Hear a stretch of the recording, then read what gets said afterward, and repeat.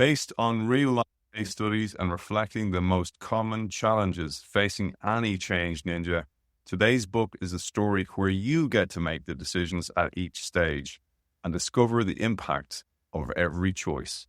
It's a great pleasure to welcome the author of that book, The Change Ninja Handbook, an interactive adventure for leading change, Tammy Watchorn. Welcome to the show. Thank you very much. That's been a long way, Tammy, getting you on the show. So much so, I've even changed many of the platforms I record on since we first got in touch. But it's great to have you. I have a copy up for grabs. Just sign up to the Innovation Show Substack, and you will be in with a chance to win a copy of that book. And I tell you, when you listen to today's show, you'll just need a copy. It's full of toolkits, frameworks, and so much scar tissue of what it's like to be a change maker. So let me share a little excerpt to open up your mind and give you some context today. Working as a change leader in a large public sector organization rather than private sector, I'll tell you that myself, and Tani knows this. I found myself asking, is it me? This is the protagonist from today's story. While scratching my head at the seemingly illogical decisions and processes that seemed purposefully designed to block you doing what you've been asked to do. It was almost as if you were being tested to see how far you could actually get before the big game over sign flashed up. I naively assumed it was just my organization. But when I started working more at national level across organizations, I quickly realized that it wasn't me and it wasn't just my organization. It could often seem that people, individuals, and organizations were determined to prevent progress, but I soon recognized that other than one or two, most people were just trying to do the best job they'd been asked to do to the best of their abilities. I thought that was a very, very important aspect to lean on and maybe open up, and then we'll explain how the book is laid out and what the context is. But I thought that was such an important thing, that most people are just doing what they believe they're asked to do or what they're measured on, and they're not getting in your way. It's just the system is. I worked for the health service for many years, driving innovation. And the biggest, that bit I think comes from the book, where I was being asked to write a project plan, a 3-year project plan for how we were going to innovate the health service. And I was like, I can't do that. And I was like, but just write a project plan of what you're going to innovate and by when. And I genuinely didn't know what they were expecting, but they were just following process. They had a job to do as the program office. That's what they did. They collated program plans and project plans. They put them in the system. They asked for your highlight reports and all of that stuff. And it was a real battle. And there was at some point, I think my boss called me in and said, just do what they're asking you to do. Those are the processes we follow. And it was at that moment I realized this was nothing to do with the process. This was the system we worked in. And the system wasn't going to change. So I had to start thinking about how I approached people and dealt with people in different ways, because they were doing their job to the best of their ability. They couldn't understand why you can't write a 3-year project plan for innovation, because what is it? We didn't even have a place to start innovating in. We didn't have a problem statement. So I realized that it was more around understanding where people are coming from and why they're behaving and reacting the way they are, that they're also human beings with their own views and opinions and stuff going on outside of work, and nobody knows what state of mind anyone's coming into work in. And we're all kind of playing this part and mostly trying to do the best. So how do you realize that? And then how do you shift your approach on a person-by-person basis to try and get a real understanding of how they're going to respond and react, so that you can approach them in a way that doesn't frighten them? And we're not all running around at work frightened of change. People say people are afraid of change like that. Most of us aren't afraid of change if we know what the change is and if we know that it's going to be good for us. But if we don't, then we're going to respond in a way that's a bit more emotional. And if you, as the person receiving that emotional response, don't realize what's happening, you will also respond emotionally. And you'll be like, what do you want me to do? I can't write a project plan. So realizing that and then finding ways and techniques to avoid that happening in the first place is a real challenge. It's really difficult. It takes time. But if you do it, you will make much faster progress in the long run. So I was thinking about how you got approached to do this. There's often either somebody brought in as a head of innovation, or there's somebody who is just a different type of character who's always learning, who's open to change, and they go, oh, Tammy would be great at that. So there's that type of person who's then given this job.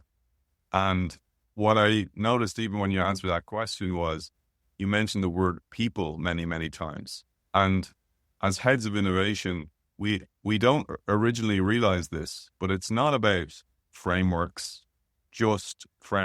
or just tools or shining new things. It's actually about the people and engaging the people. Yeah. And you use the frameworks to engage and unlock the people rather than engage and then unlock thinking inside the people. So you need to change their frameworks in order to change things. Yeah. And this is something that you talked about right at the top of the book. I have a bugbear beast, if you like, with stakeholders as a word. Every person I talk to around change is like, do you do a stakeholder map at the start of your change? Like, yes, we talk about how important people are, how influential they are. But we're not seeing them as individual human being people with thoughts and opinions and views and their own life and their own things going on. We put them into this bracket because it's part of the framework and the process. We need to know who's important in our, from a stakeholder perspective. And I think that dehumanizes them as people. So thinking of people as people, you might say, for example, HR are really important on this project or this change. We need to have HR on board. But Jim in HR is completely different to Joe in HR because he's got different experiences, different expectations. So if we just treat them as HR stakeholders, we're not going to know how to deal with them. We're not going to know what their responses are and how they're going to respond to a change. If we say it's Jim in HR, what do we know about Jim? What's the best way to get Jim interested in this project as a good thing for Jim? Then we're much more likely to get him on board and as an advocate for the project. So thinking about the individual people and how they might respond before you even talk to them is a real ninja move because they won't notice that you've prepared for them as who they are. They'll be expecting you to come and do your usual, this is great, it's going to deliver all of these benefits and outcomes. No one's listening. If they've decided your project or your change is not good, they don't care about the benefits. They're not listening. It's like telling someone to calm down when they're angry. They're not listening and they're not going to calm down. So knowing that all of this is going on all of the time can really help you to just stop and pause and think, okay, what do I know about this? What might they do? How might they react? How do I make sure they react in a positive way? You mentioned Jim, and Jim is actually a character from the book as well. There's always a Jim. But speaking of characters, Tammy, the book is laid out as an interactive game. You make a choice, go point A, go point B, give up very, very early. I was saying to Tammy before we came on air, I worked in a similar organization to where Tammy worked in the NHS, and I left. I decided to take the ownership to just game over after 8 months, but it was so valuable having gone through that experience, having experienced the characters that you call out in the game. And I'd love you to share just some of these characters because people will recognize them. And the reason I want to do this is one of the reasons I do the show, Tammy, is to help our listeners know, those people who are driving change, you are not alone. This is a typical challenge that so many of us face when we drive change. You have the same characters. They show up in most organizations and they have different names, different types of Jim, but there's also different types of characters. And I'd love you to share some of them, Tammy. I came up with generic characters. They are based on people I worked with, but there's no single person that you're not called out anyone because we're all human and we all have our own things. There's an amalgamation of behaviors. So we have your boss. Your boss might be great. Your boss might not be great, but they are human beings with their own lives and family stuff. I think we can forget that. They come in and they're in a bad mood. Maybe stuff's not going so well for them. We forget that because they're our boss. We've got the mini cheddars, all of those that are trying to clamber up the greasy pole, as it were, and will do anything to get that next career move.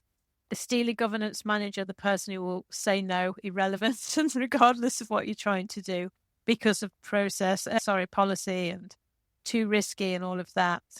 We've got the blockers, people who would just say no because they don't like change. Jim is the kind of lean in, but possibly slightly bad jokes, bad dad jokes, doesn't always behave as well as he possibly could do.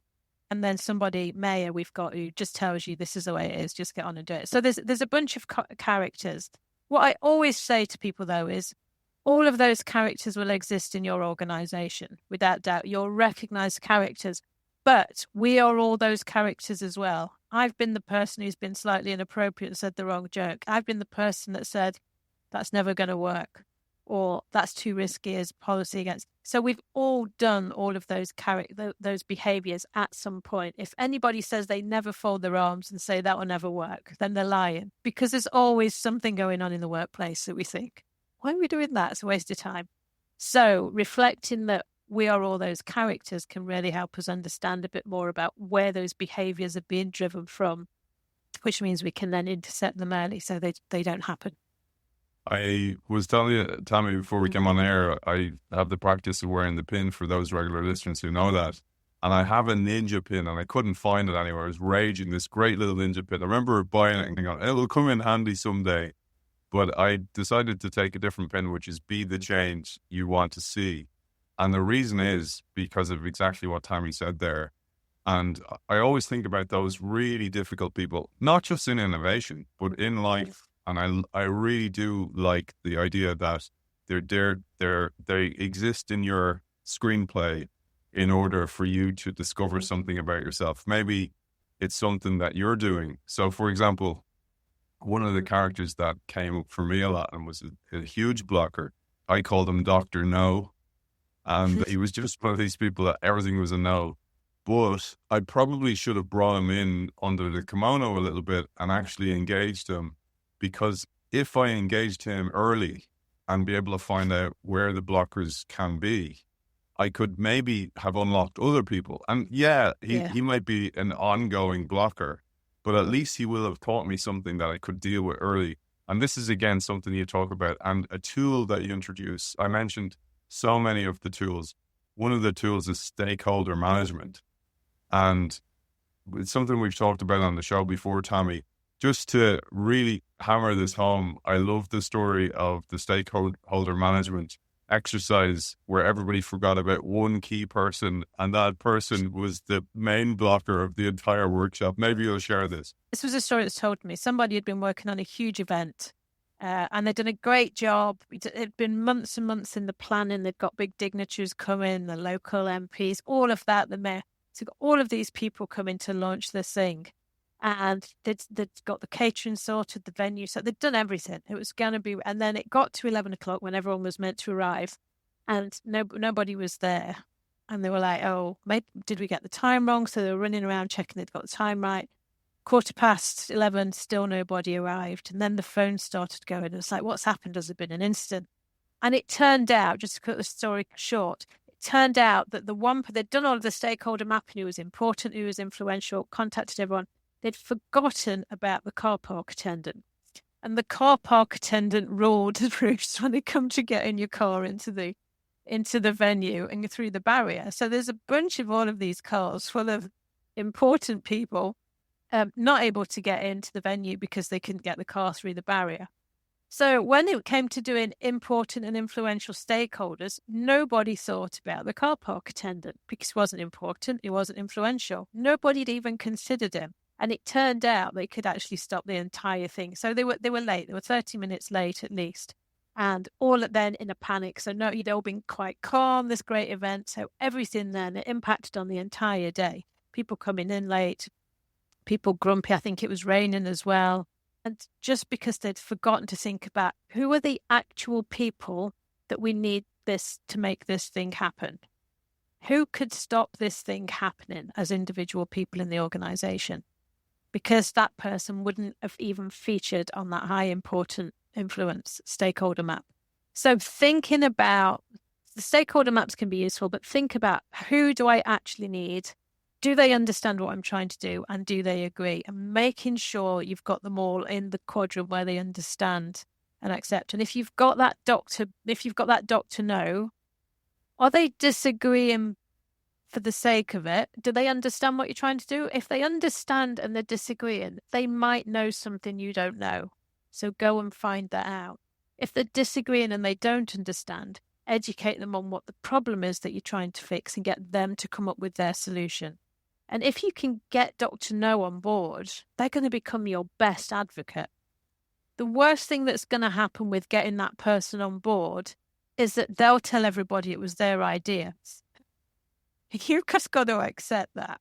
But they're going to make it work, because if everyone in the organization, even Dr. No, thinks this is a good idea, then everyone's going to be much more engaged with it. So sometimes you have to let somebody else take a little bit of the credits. But if you can get that person as an advocate and get them dealing with all the other difficult people, then it's going to save you an awful lot of time, and it's much more likely to lead to success. Well said. And we'll come back to that, because that is such a key point about giving others the credit. I wanted to just go back to the start.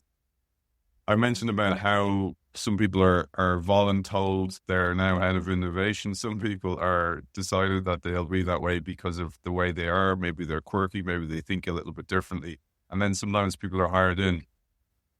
And when I read what you did, so there was this big meeting where it's a big change initiative. There's going to be a reorg. You're voluntold perhaps that you're just innovation. Everybody takes out Sharpie pens. And you, because you're a different thinker, say, hey, wait a second. Let's figure out what we're trying to achieve here. And people who are senior executives in an organization look at you, throwing their eyes to heaven, rolling their eyes, tutting, saying, oh, we expect that type of behavior from you quirky types. This is something that, again, that so many change makers experience. And there's a quote by George Bernard Shaw that all progress comes from the unreasonable man or woman. And it's about that exact point, that you should be able to speak up. You should have the psychological safety to actually call out, what are we trying to achieve here? Because we have this bias for action that often masks what we're actually trying to achieve in the first place. Maybe you'll share that, because it's an often overlooked but extremely important point that you made in the book.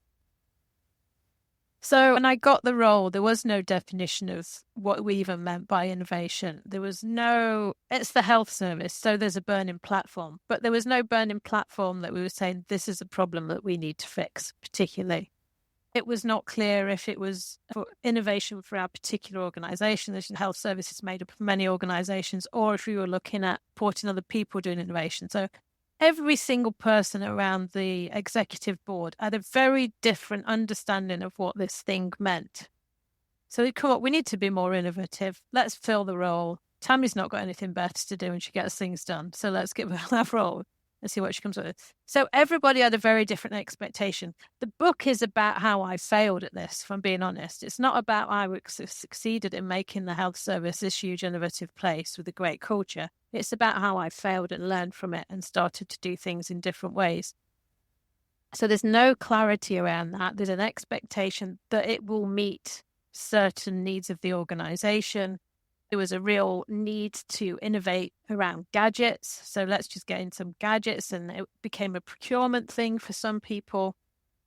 And so when I realized I couldn't do what was being asked because there wasn't a proper ask and nobody was aligned around it, and I realized it was all about people and not gadgets and widgets, and yet there was still this need to fill in the paperwork and do the plan and show that we were delivering some innovative things and meet the KPIs, I found a way to provide that didn't really take much time. So if there's no clarity around it, you can find something that will match people's expectations. So I just went and talked to people and says, what are you doing that previously would have been improvement, but now could be branded as innovation? And that became projects we were working on innovatively. I was given a KPI of how many ideas the organization had every month, which is just mental. So I was like, what's a good target? And it's like, maybe 30 new ideas a month. I was like, right, okay. It was green every month because I have about 30 ideas in the shower every day. Without being too rebellious, I was able to meet those high-level demands that kept the bosses happy, the big cheeses, if you like, because they could see things were happening. They weren't interested in whether anything was actually happening in terms of outcomes. I could find a few key projects out there in the bigger world, that I could be involved in at arm's length distance, such as this is happening over here. So all of this was using up a couple of hours of my time a week. Meanwhile, I'm doing my stealth-like moves, working with people in different ways, bringing in teams, teaching them. I mentioned Qube in the book, which is a virtual 3D world, and it was about how do we manage projects in a much more effective way, virtually, much more efficient, getting things done, dealing with people as stakeholders as people rather. So we get lots of people. So I was supporting lots of that going on. And nobody really noticed because it was slightly under the radar. So I was delivering the stuff I had to do to keep people happy without spending time on it. Meanwhile, I'm beavering away with these stuff. I'm making all of this good stuff happen. And once that starts to happen, it starts to bubble up and people start to take notice. And at that point, I had a kind of good wind behind me. I'd learned lots of things, was doing things in very different ways. So then I could hit the ground running with the stuff that I wanted to do, which was around this way of working differently virtually. This was like 8-9 years ago, way before we had Teams and Zoom and all of that. So I managed to create the evidence for what I thought we needed without anyone noticing what I was doing. Meanwhile, doing all the stuff out there that people were expecting and didn't really care about the content. So there's some kind of balance in there around how you carve up your time to do that, but not appear to be being too difficult and not doing what the expectation is by a bunch of people who have no idea what they want anyway. It was so uncanny for me and also comforting that I went through the exact same thing. These crazy metrics. And most of my learning is also from the same things, from the failure and I should have done this better. And the whole idea is that you learn. And I think this is one of the things why I became a consultant and I write like you, because I want to share it. So don't make these same mistakes because it is exhausting. And it's funny because the way you position the book is like you can pick decision A or decision B, where it's like, oh, at this stage. So when Tammy goes through this, is the big reorg, she's given this option to be head of innovation. She has to take out a Sharpie, agree to metrics, create a project plan. That's a project plan that's the same for any other plan. It's a waterfall, it's a Gantt chart, it's a Prince 2 project plan. That does not work as for innovation, but you're told to do this. And so many people at that stage, so this is right at the start, go, okay. And if you are differently minded, if you are a kind of head of innovation, real, true transformation artist, a change ninja, you will die on the inside. And as you point out as well, you will give in to the golden handcuffs. So you look in the mirror and you go, look, this is an easy role. I just have to tick these boxes. I don't really have to do any real change. But if you're actually trying to drive change, you really die inside and you witness the birth of a zombie organization, if it isn't one already. And I thought that is such an important thing because many of our audience, Tammy, are like you and like me, and they decided they weren't going to do that. Or they decided, I'm going to do the best I can. I'm going to keep going until I run out of runway or they get rid of me. And I would always say, for your own peace of mind, that's the right thing to do. And if the organization does get rid of you or you leave, you'll feel better and you'll have developed some serious skills to take forward. I think this is something we don't talk about enough in innovation. We probably talk about it in private, but it's something that needs to be shared for the mental health of so many people. Absolutely. And you quite often you're on your own. There's no one. You need to find your crew. So you need to find other people like you in an organization or in other organizations for that support, because you will think it's me. It is easy to give up and put your feet up. It's easy to think, okay, I'm going to win this one. I'm going to take this one down. I'm going to go into battle. But that is just, you're not going to get there because of all these other people that all think in the way they are. You might make some small wins and some small inroads, but it's going to be absolutely exhausting because you're constantly in battle mode. And the trick is to not do that because it's so exhausting and your brain doesn't like it. You'll make yourself ill. You'll spend all your time. You'll go home and have the conversation around the dinner table. It's not good for anyone and it doesn't really get us anywhere. So find a crew if you're going to do it. I did get really fed up at points and I did think about moving on. But I wasn't quite ready and I wasn't quite ready to give up on it because I knew there was a lot of good people around, and I knew they just needed some help to start doing things differently. So I could see that there was a need for what I was doing, and there was an open door with some teams in some areas. But what I did do to manage it for myself is think, okay, what can I get out of this that's going to give me value short and longer term? So I started training around things that I was interested in that would be useful for me if I went to another organization or if I changed career. So I set the longer term plan with, I didn't know where I was going to be in 5 years. Who does? I hate that question. I had no idea where I was going to be and what I was going to do. But every time I decided to put my energy and time into doing something where I had a little bit of choice, I made sure it was going to be valuable to me. So will this work for me? Is it something that's going to benefit me as a person, either within this job or elsewhere? So you can start, and that's how I ended up working for myself. You can start to build that up. So thinking about, and I say, it's funny you mentioned zombies, because I've just started book 3 and I'm calling it, at the moment, it's Ninjas in Zombieland. We are. We work in zombie organizations with zombie people because everyone's had their mojo zapped because of the way we work. And it's really hard to keep motivated and going and that way and stuff. When I was going to join the equivalent of the NHS, the guy said to me, who knows me well, he said, you know what happens? He said, good people go in there. He said, there's some great people go in there and they literally don't want to, but they're forced to take their brain out and put it in their desk and push their drawer in. And they slowly die a slow death by 1,000 cuts and are miserable. Yeah, and you don't notice it when you're in it. So as soon as you step out of something like that, you can see how bad it was and how miserable you were. But when you're in it, it's really, because it is death slowly. It is just taking that bit and bit away. And it's easier to just say, why bother? I can just do this and take the salary and get the pension and just do little bits and it'll be fine. But it's cutting away at you. So, or you can try and take it on, but you're not going to be able to take it on, because of all of those characters that exist across everywhere, because everybody has their own reasons for behaving and doing this the way they do. And we quite often blame the system, but I think we use the system as an excuse. So the policy person who says you can't do that because it's too risky is using the policy of risk instead of thinking about it properly and doing something, because they've probably withered and given up a little bit as well. So it's easy to use the system as the excuse for not doing the change because it allows you to do that.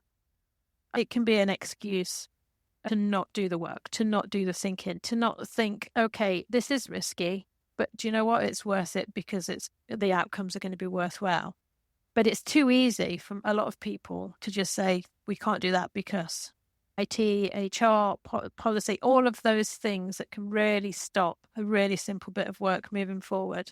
Because it's easier to say no and hide behind the system than it is to say yes and do the work. It's why I wore this pin to that exact point is, do you want to do it? And also what you did about, I'm going to learn. The worst scenario here is I'm making progress. And you've linked now and highlighted the selection of guests on this show, Tammy. So recently we had on Teresa Amabile, who wrote a book called The Progress Principle. And it's about this point that people become the zombies when they're not making progress. And that is so against the human instinct of creativity and creation and bringing something new forth into the world. And when that's blocked, you become this just trapped individual. And it's so depressing. So that's one of the reasons we had Teresa on. And then also in the past, we've covered, we had Bob Mesta on, and he said this, he said, he was talking about me in this role. He said, the reason you left, he said, was because you could no longer make progress. And when you no longer make progress again, you become this kind of shell of who you used to be, the zombie once again.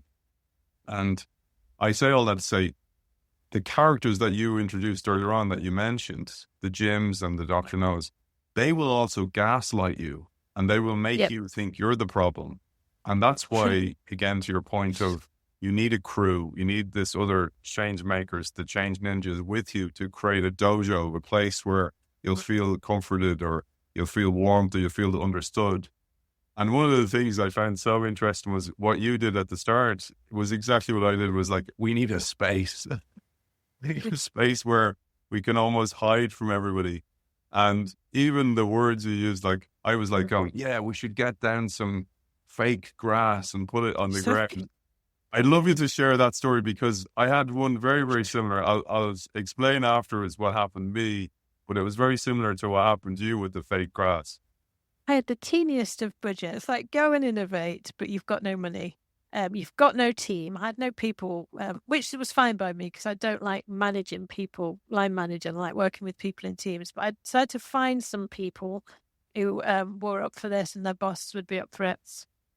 I worked in what I call the corridor of gloom. It was just this awful square building, just desks, rows and rows and rows and rows of grey desks and wires, grey carpeting, grey walls. Everything was grey. It was just the most uncreative space. And there was this little bit of a corner that was no longer being used for anything. I found out that there was no plans for it. So could we borrow it for 3 months and use it, turn it into an innovation space? Got some people together. What will we do with this space? And somebody said, let's get fake grass. It was at that time when everyone was Googling the Google offices and all of that kind of stuff, with the ping pong tables and all of those fun things. So we tried to do that. Fake grass, cowhide bean bags, bring in some plants, white paper on the walls so people could scribble on the walls. It was going to cost about £2.50. Somebody said they could get the fake grass for free. And I went away, came back on Monday morning to find the head of policy person who is in the book as a character. Said, you're not doing this. It's too risky. And I think there is no risk, zero risk whatsoever. And it's a decision in the book. I'm not going to do the spoiler alert say around which decision to make. But in that moment, I had to decide, how much does this matter? And should we go down this route of really pushing for this creative space so we can start to do lots of idea workshops and that kind of thing? Or do I just give in to the policy police on this? So every time somebody says no, you have a decision to make of whether this is a battle worth fighting over. And if it is, what is the issue you're fighting over? Because quite often when somebody says, no, I don't agree with you on that solution, you start fighting about the solution.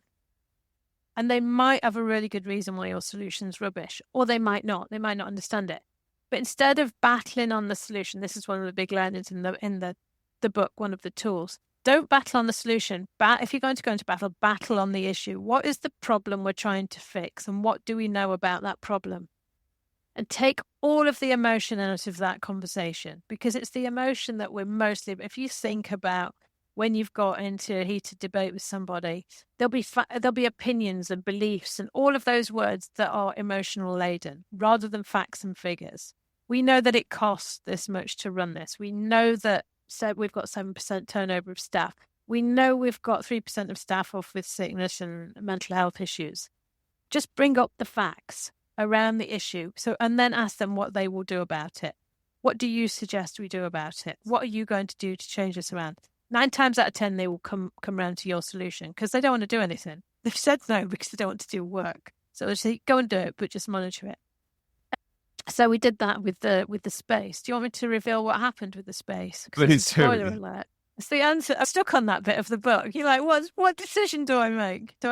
So I had to decide, do I go into battle with the policy police or do I give up on this and go away and think of another idea? I did decide to go away and think of another idea because I thought it wasn't actually going to deliver that much. It wasn't the battle to fight. But if I had have done, I would have gone into why there was an issue around creativity and why we needed the space or we needed a solution for the creativity thing. Instead, I went back to team and says, I'm sorry, we're not going to be allowed to do this. So come back together next week and come up with other ideas.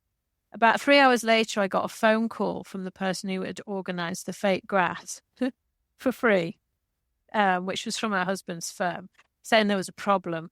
And I was like, what is the problem? She says, well, the grass has been delivered. It's all outside of reception, at front of the building. So this is a big health service building. It's got a big presence. And I says, well, we can't use it, but just bring it inside and we'll find a home for it. She says, oh, we can't bring it inside because that's not fake grass. They've actually delivered turf.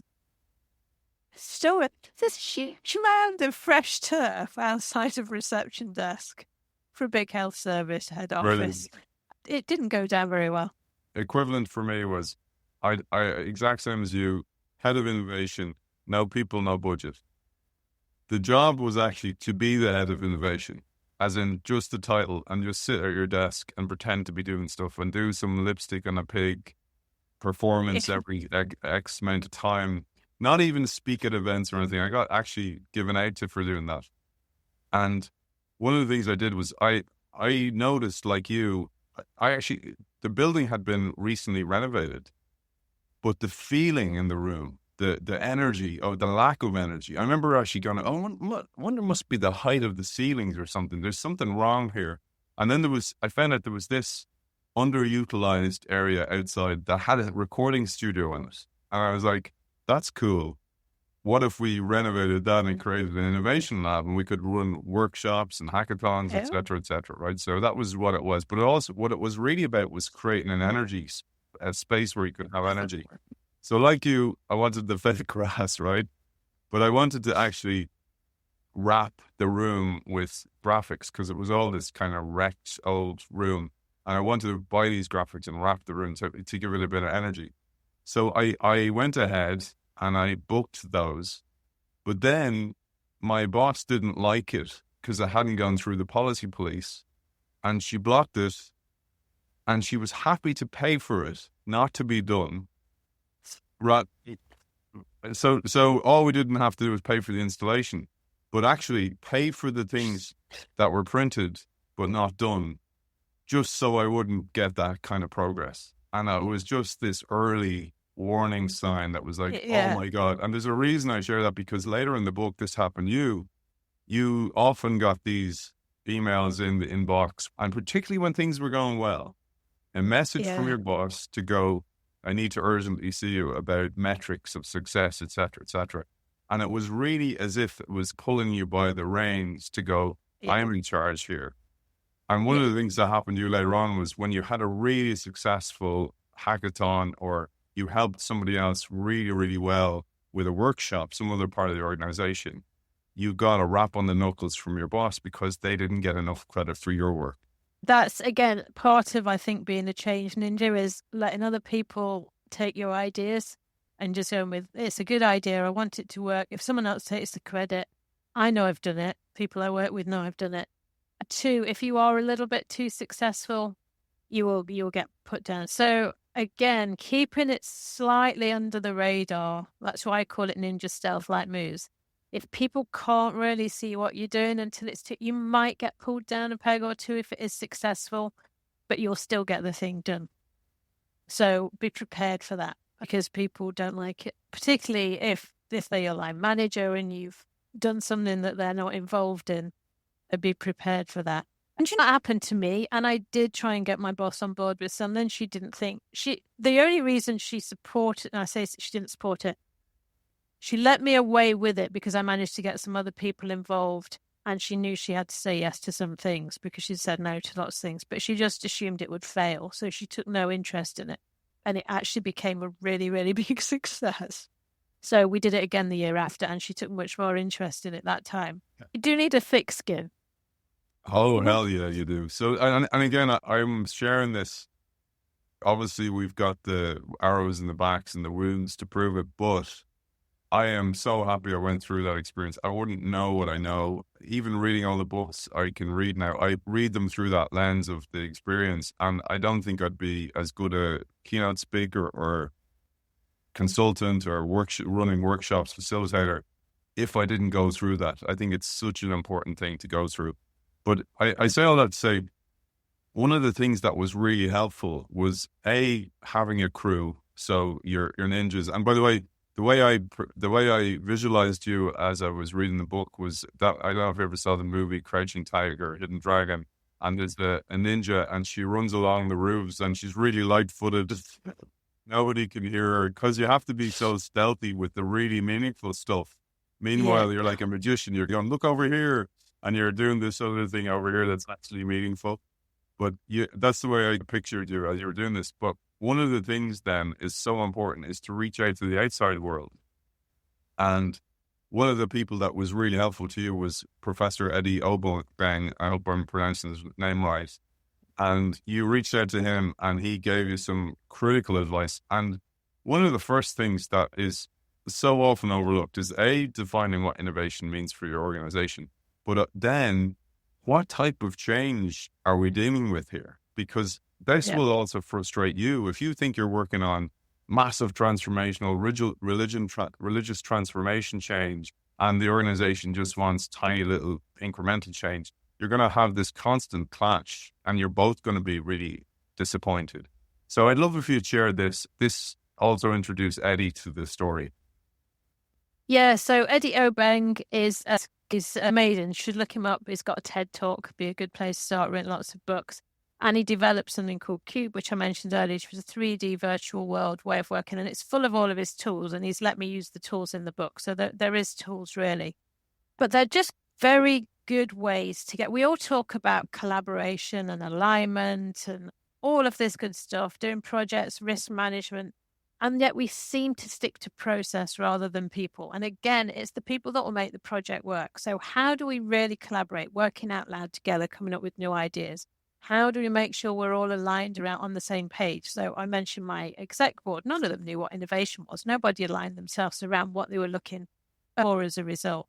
And he came up to do a leadership program, and he introduced Qube, and I met him a week later, and I started working with him on Qube. And so he introduced me to that as a way of working. I recognized it was really going to transform how we work. So for me at this point, innovation was not about widgets. It was about innovating how the health service doesn't have any money, doesn't have enough staff. It doesn't matter how much money and staff you throw at it, because the demand's always going to outweigh supply. So we needed to innovate how we worked and how we delivered things, rather than worrying about what it was we were going to work on and innovate, because a lot of it just needed really, really good improvements, or scrapping and starting again, not going out to market for shiny gadgets. And so I started working with teams. I started developing innovation training on Qube so we could start to spread it out without people coming together at some real work thread.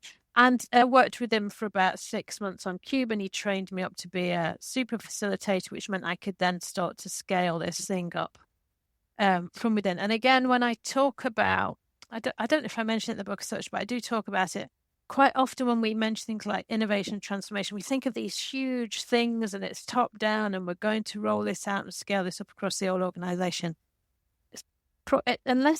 That's not a great way to do things, because you've got all the people stuff to deal with. But if you start at the ground level with some people and you get them enthused and doing things differently, they'll talk to other people. And viral is not a good word. It's a good term now because we've had the pandemic. But if you can do things virally, if I work with a team of 6 people on something and they think it's amazing, and then those 6 people go and work with a team of 6 people in this amazing new way, you start to scale up from the bottom up. And again, that thing started to bubble up and it started to get awareness. And at that point, the boss was like, well, yeah, I thought this was a great thing all along. Or they try and stop it. But if you can get that groundswell from within and below, at the level that's needed, at the level where people are actually delivering the things that they're there to deliver. So not your big cheeses and your big execs, but who's actually getting on and doing things and delivering things and making things happen. If you can hit that level. And that's what Eddie taught me and supported me in doing that. There was something I was going to mention, which is another one of these decisions that you have to make earlier on. And this one was, sometimes you get, as your role might be head of transformation, head of innovation, it may be even head of ESG, right? And you'll get thrown this total wild card of, oh, Tammy's not busy, or Tammy's always open for doing something different, so let's give her this project to run. And you're given some total random thing that's not related to your job. For me, what happened to me was diversity. So to bring in diversity. But I saw that when it did come to me in real life, I was like going, actually, diversity, neurodiversity, thinking differently, I'll do it. But again, this happened to you, this landed on your plate, and you made the decision. And one of the things that happens out of this, which is really important, is you get brownie points, or you get to know other people inside the organization, and you build a network within inside the organization. You get credit, and you can use those brownie points then as exchange later on when you need them. And we don't Yeah. see this sometimes in the moment, but it can be critically important for later progress. Yeah, brownie points are a good thing. So doing things that you don't want to do that will get you brownie points. The key to earning brownie points is not just the doing, it's reminding that you've done. So there is a tool that's not in the book I use called blind trust. If somebody asks you to do something, do it early, tell them you've done it early, and the next time they ask you to do something, remind them that you did that thing the last time you did it early. So it's a way of, because people will forget that you've done the stuff. So remember when you asked me to do that piece of work because nobody else wanted to do it. And not only did I do it, but I delivered it 2 weeks before you expected it to do it. Remind them of the thing you've done. And 3 or 4 times of doing that, you will have earned lots of brownie points that they will remember. And then save those brownie points up for the thing that you want to do, which I did with Qube. So don't go into battle on everything because you're not going to win and you're just going to be seen as being obstructive. Give up on some things, but remind them that you changed what you did rather than getting them to change what they did. So you're building up those brand points because eventually it's like, you want me to be head of innovation. You've said no to this, and this. I have done this, and this that you asked me to do, which isn't even innovation, but I helped you out. So now I need your help on this. Can you just support this? So just be mindful of all of that and reminding people of the things you have done, particularly if they're not things that you had to do, but you decided it would be a good thing to do. When I asked about Eddie, there was a tool that I thought was so useful for the very start of your whole quest, to excuse the pun, which is to figure out what type of transformation the organization's after, which also helps you decide what type of tools you want to use. So the first is paint by numbers, which was clearly what the organization expected from you.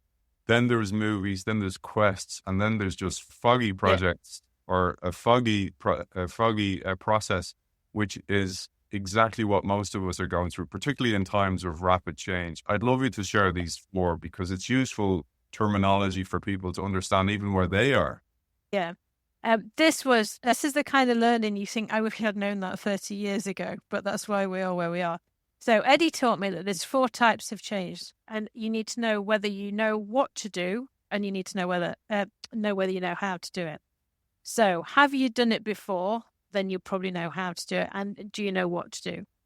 A lot of organizations, particularly health service, follow the Prince 2 sort of methodology, which is a typical paint by numbers project. When you know how to do it and you know what to do, you've done it before, you've done building hotels for a job, for example, you just know how to build a Premier Inn, you're on your 20th one, it follows the same path.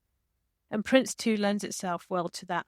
Most projects that we run in organizations are paint by numbers projects.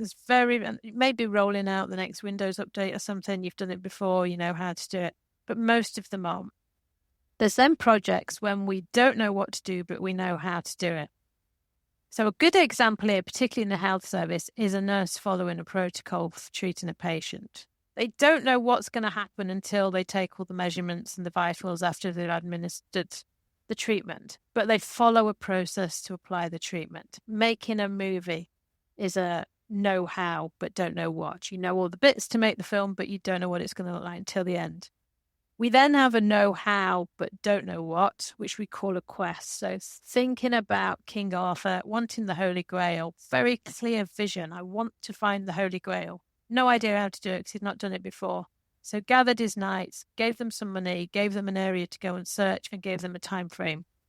So go out for 3 months, see what you can find, come back, report back, and we'll plan the next step. Agile lends itself quite well to a quest because you're doing things in time box, 2-week sprints, that kind of thing. We're going to design this bit. We're only going to focus on this. We're going to find out what we learn, and then we'll plan the next stage. And we might have parallel work streams for something like that. And then there's the fog. You're on the mountainside. The fog comes down. You can't see a path. You have no idea which way to go to get to safety, but you can't stay where you are. If you do a project plan and make big decisions, you might walk off a cliff, which you don't want to do. Follow the instructions. Follow me, everybody. You might lead you off a cliff. Instead, you take tiny, tiny steps and keep assessing where you are. Can I hear water flowing downhill? Can I see a path? Are we all still tied up together? Do we know where we're going next? So taking tiny, tiny steps until you start to track your way down the hill, the fog starts to lift. A transformation program, if it really is transformation, is a fog because you haven't transformed before and you have no idea what you're going to transform into. If you think about a caterpillar into a butterfly, that's true transformation. There's no going back. You can't really imagine that future because you've not done it before, and it's transformative. I think most transformation programs aren't transformation. They're changing how we do things, but it's still the same thing at the end. And when I ask people what it is they're transforming, I've never had an answer yet from anyone. Why do you need to transform? You might need to implement new technologies, but why do you need to transform? But most true transformation programs are foggy. You don't know what to do. You don't know how to do it. You need to take tiny steps. A project plan's pointless because you have no idea what you're doing. But you take tiny steps and keep reassessing tiny steps and until you end up in a quest where you've got a clearer vision of where you're trying to get to and you can start chunking it. But still, you're doing it in sprints rather than planning the whole thing out. Once I'd understood that, I knew that the old project plan for innovation was complete. Well, it was pointless anyway, but I could explain it. So I could take people through that and say, what kind of change is innovation? Because when you can educate people around the problem and what it is you're trying to do, rather than telling them that they're wrong, rather trying to persuade them that you're right, educate them on why, they'll get their own insights. And when they've got their own insights, they'll understand it more and they're much more likely to shift their thinking. You can't change other people, but you can help them change their own thinking. You know what? I think that's why so many of us go into education, corporate education. It's why I love what I do, going in as a speaker, going in running workshops, is because exactly that. You're not telling people, you're actually helping them realize and go, okay. And you see those moments. That's one of the most fulfilling parts of the job, is seeing people go, now I get it, or now I see where I was going wrong. You don't tell them where they're going wrong. They realize it. And I think that's so beautiful part of the job.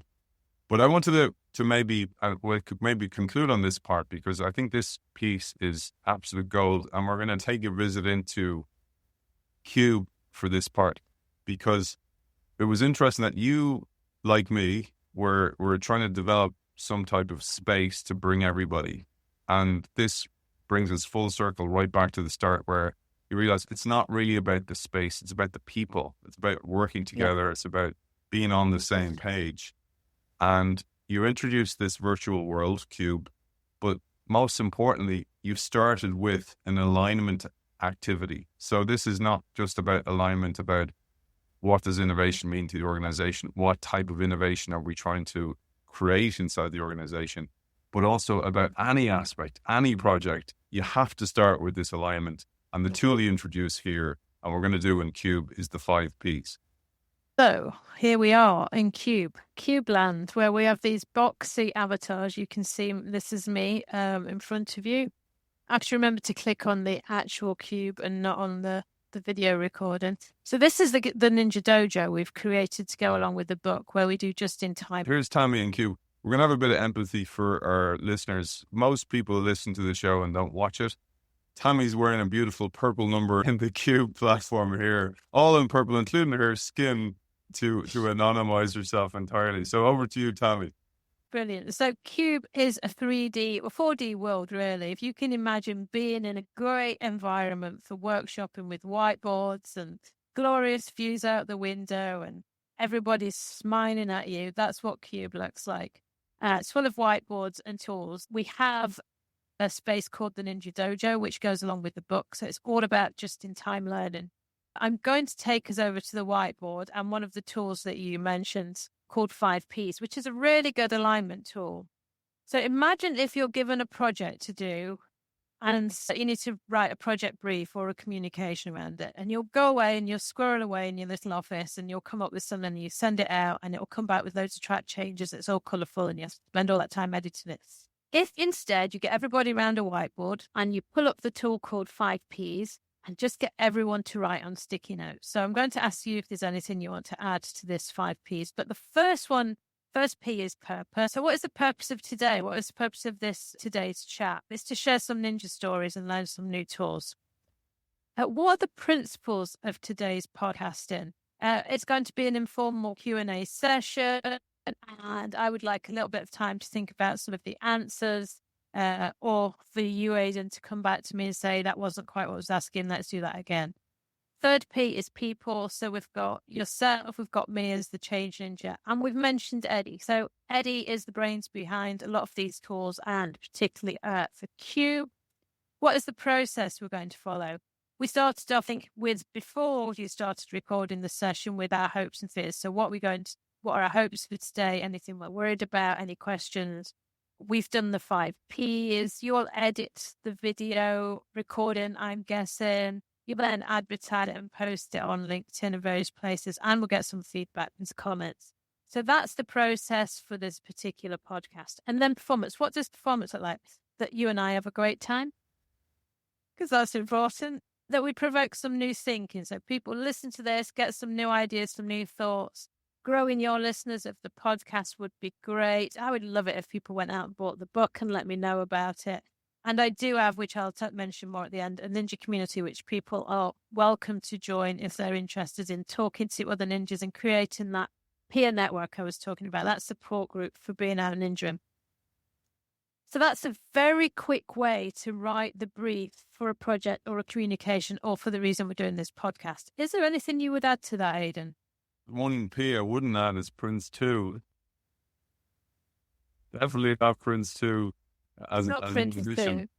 It's a great tool. It's funny that you actually had pre-baked this, because I considered starting with this tool, but I was like, to the very point of everything, it was like, it wouldn't make sense if we did. The audience would be like, what the heck are these guys doing?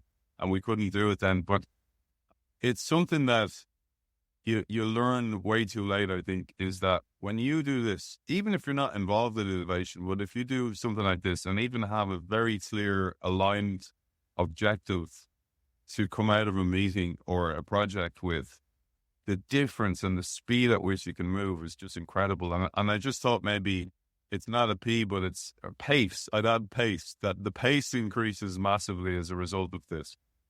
Absolutely. So I've added your thing there around Prince 2. So we're going to avoid jargon and process. So now you feel like when you read this back later, you were part of pulling together of this piece of work, this brief, this communication, whatever it is.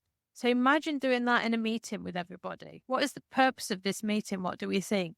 It will speed up, because people are writing things around the 5 Ps. So it will speed up your pulling together of all the information. So you save time. But everybody will have collaborated on the content. And so everybody, I would just check then, are you happy with this? And if you're happy with it, we're all aligned on it. I don't need to write it up, because I can just take a snapshot of that and send it out to everybody. I can send it to my boss saying, this is what we've agreed around this particular podcast. So you're saving time, you've got collaboration, new ideas, everyone's aligned. I don't need to write it up, because we've got a snapshot of it. And it just, all of those things, it just captures all of that in a really quick way. You can write a project brief in about 10 minutes with a team, and it's enough. You might need to write it up to go into the system. Don't fight that, because you're not going to win. Just write it up really quickly and stick it in. No one's going to read it anyway. But you can save your time working in this way. And when we say collaborate, it's not about sharing documents. That's just sharing documents. Collaboration is thinking out loud with your team, so that you're all aligned around what it is you're trying to do. And working with these tools in this way it absolutely changed my life. Freed up so much time and progressed projects so much more quickly, that I was motivated. And again, that drudgery of the way we work that can make you switch off a little bit, put your feet up thinking it's not worth it. It just shifts you away from that. And one of the things you mentioned as well is it saves so much budget. And I don't mean just financial budget, but time of getting to the meeting. Absolutely. And you talked about this even from when people are like, we need a workshop, you're going, do you need a workshop? And ask that question right up front is such an important aspect. Tammy, I thought we'd maybe start landing the ship on today's show. And there was something that I thought was important to reiterate or to emphasize a little bit further. And it's that, and I don't mean this to be a downer, but it's a reality check. And this is useful, I think, in any aspect of life, is that sometimes when you're a change maker, you look for a pat on the back for the work that you've done. But unfortunately, if you're not the CEO or you're not a big cheddar or big cheese inside an organization, you're not going to get the credit. And even at that, you don't get the credit. Because if you're the spark that starts the change, the fire, just like a match, there's a catalyst in there, and the catalyst gets burned up or is just invisible in the transaction that becomes the spark later on. And I think that's such a harsh but realistic realization for so many change makers. When you leave the organization, all the changes that you've started, the things that took hold, the things that went viral, not a great word, as you said, particularly in the NHS, the things that took off and the things that you started, you will barely, if ever, get the credit for. And we have to let go of that and realize that that's the case, because you can't waste your precious energy on that. And I thought maybe you'd share your thoughts on that as well. Absolutely. You have to be comfortable with that.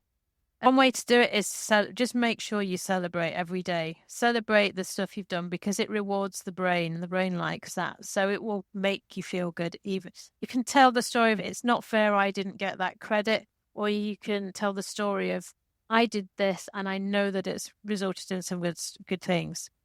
And the story you tell yourself is really important to how you think about it. So you can reframe it. You need to learn to reframe those stories from the negative to the positive. If you've got your network, irrelevant of where they are, join a network, whether it's within your organization or with peers that you've met in training courses, you will all know what you've done. So make sure you have, and we do have a tool called Catch Up, which is around celebrating all the good things I've done, because it boosts you and motivates you and energizes you. So make sure you're doing that. And if you can do it with other people, even better. There are things you won't get credit for. I'm pretty sure, in fact, nobody who I used to work with has been in touch since I wrote this book. And I know that they know I've written the book. So people that left, who I really got on with, have been in touch. But the people that are still there haven't been in touch. So you'd probably think it's rubbish, but everyone's got a different view of reality. Everybody will remember that the stories are all true, but everybody will remember them in different ways. So that's part of that story as well. It's like, well, just because this is how I see it doesn't mean how it's how somebody else sees it or how they see it. But you do have to let go of the fact that you may not be seen by other people as being that catalyst. You need to be in it because you want to do the good things. So being a change ninja, doing it's invisible leadership. It's not the big shiny up there. I've been on a course at Winley. It's the invisible stuff. But that is mostly how good things happen.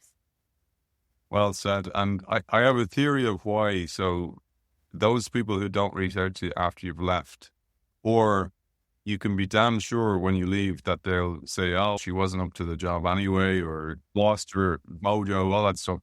And there's a reason why that is. And it's because they've stayed. So they have to have a story that's bigger than you. They have to have a story that you were the problem because they've stayed. And particularly the leadership, because the leadership's going to want people to stay. So they can't have you being the right person that made the right decision leaving the organization. So don't worry about that, again, for those people out there, and for you, particularly because you've done extremely well since you left, Tammy, that of course they're not going to be in touch, because they can't let you look like you won, because then they've lost. Yeah. And that's part of the scarcity mentality that's everywhere in organizations that are obviously stuck as well.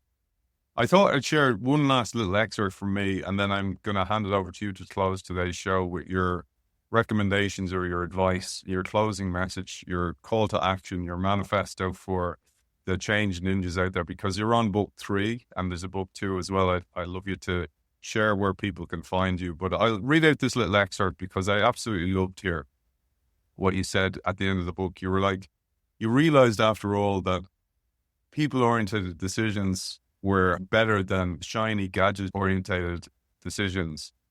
You took a bottom-up approach, giving staff the tools and confidence to do their job better, to explore and introduce new methods and ideas, to shift behaviors and how teams did things. And it wasn't about telling staff they were empowered, but about giving them the tools, confidence, space, and environment so they could actually feel empowered to do things differently and spread the learning wider. So what next, you wonder? The organization has once again shifted. The big cheese who started the big program has moved on. So have a lot of the good ones, the mini cheddars. The old soggy, slightly stale mini cheddars, the blue cheeses, are still there and seem to be growing in number and trying to revert things back to the good old days. You want to do more of what you're doing, but have reached the end of this particular journey. Are you ready to jump ship and go in search of a new adventure? And as we found out that Tammy / Sammy did just that. So, Sammy, where can people find you? And I'll let you read the book to find out what I'm talking about there, to find out more about your work first, and then what's your final message to our audience? So I'm quite easy to find. There's not many Tammy Watchorns in the world. So the book is on Amazon. That's a good way to find me, or www.change-ninja.com. I am pretty easy to track down. Please do get in touch. There's lots going on. So there's the book. There's a training program that goes with the book, which has been really, really effective in the last 2 years about, again, shifting the thinking and finding tools so that you can engage better with people. So don't communicate with stakeholders, engage better with people. And to do that, you need a lot of tools because there's going to be lots of things that come at you that you need to respond to in different ways. So the training is associated with that. Book 2 is out in October, which is The Change Ninja Returns. And this time it's personal. And that is more around big emotional change, which might be at work. You might be being bullied by your boss. You might have a job you hate but can't find something else. Or it might be at home. And it's based on my story of a big emotional life change that happened to me unexpectedly. And I had a decision to make very quickly of how do I manage what's going on? Because my life completely shifted around me and I didn't know what to do. I had no idea what to do, faced with utter uncertainty. I thought, I'm a change ninja. So if I teach about the neuroscience of the brain and managing change and all of these tools to manage all of these characters in the book, how might it work on my own big emotional change? Because when you're dealing with emotional change, the blockers aren't other people. They're actually you. They're your own doubts that get in the way, telling you that this is too risky and that would be a really stupid thing to do. And we can't make decisions on that just yet. So I applied all the thinking to me and it worked. So that's what the second book is about. It's still storyfied, but it's my personal story. And it's really around, we have an awful lot of skills and knowledge of doing things. You probably, if you've got kids, you're probably really good at persuasion skills for getting them to put their shoes away and clean up their room. But you forget about those persuasion skills when you get into the workplace because you maybe think it's not a professional approach, but actually it will work.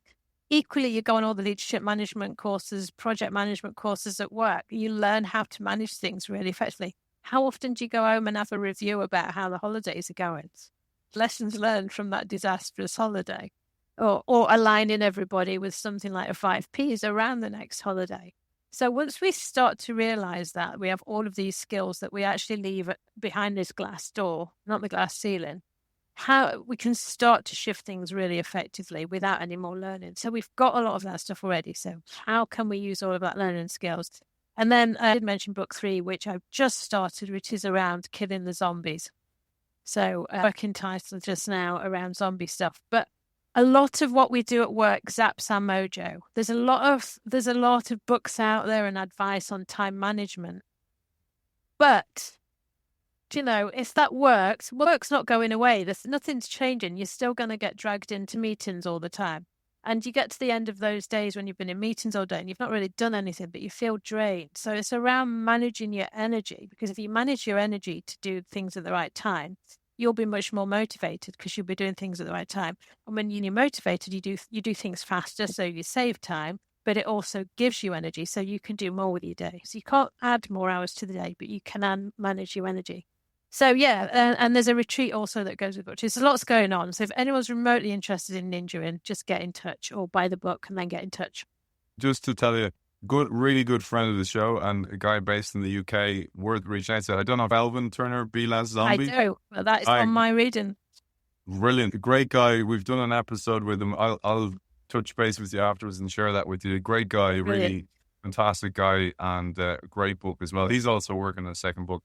But Tammy, it's been an absolute pleasure speaking with you. I'm sure so many of our audience have related to what you're doing. Lots of our audience also work in healthcare change. So I'm sure they'll be in touch with you as well. But for now, author of the Change Ninja Handbook, Dr. Tammy Watchorn, thank you for joining us. Thank you for having me.